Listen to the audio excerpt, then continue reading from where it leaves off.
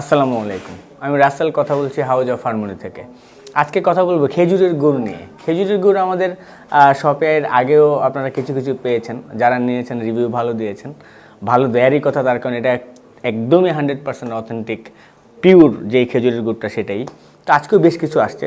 তো আমি যেটা বলতে চাই, এই গুড়টা আমরা 600 করে বিক্রি করতাম কেজি, এখনও ওই 600 করেই আছে দামটা।